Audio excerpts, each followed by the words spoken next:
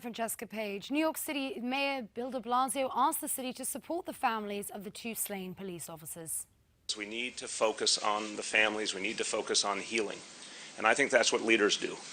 I think leaders have to rise above the fray and the anger and the back and forth and take us somewhere. So I'm going to do everything I know how to do to help move us forward.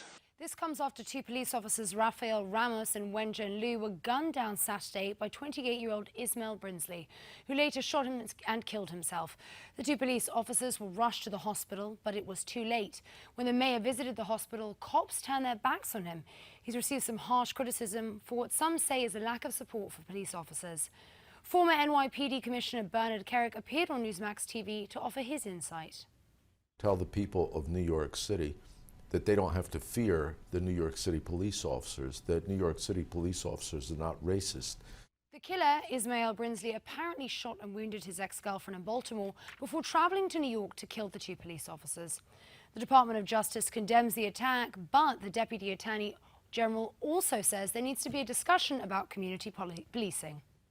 We need to make sure that we can have conversations about how policing can be done effectively, how we can have community policing going forward, but we also need to, at the same time, protect our law enforcement personnel. Deputy Attorney General James Cole says the killings were heinous and cowardly. And the State Department urges North Korea to admit it's responsible for the Sony Entertainment cyber attack. The government of North Korea has a long history of denying responsibility for destructive and provocative actions, and if they want to help here, they can admit their culpability and compensate Sony for the damages that they caused. But the country has denied all involvement with the attacks, and the leaders of North Korea say they will attack the Pentagon, the White House, and the U.S. mainland.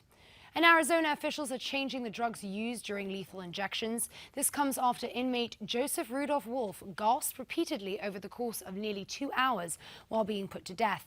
The state will no longer use its typical mix of painkiller and sedative. Instead, they will try a 3-drug combination. And British singer Joe Cocker, best known for his cover of the Beatles song With a Little Help from My Friends, has died.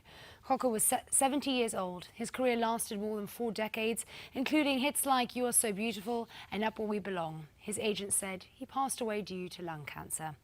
And if you're traveling this holiday season, prepare for weather delays in the northeast part of the country. 2 storms will make a mess of things, bringing high winds and heavy rain. Please be careful on the roads. That's your latest Newsmax Now update. Remember, stay connected with us at newsmax.com, and I'll see you in 30 minutes.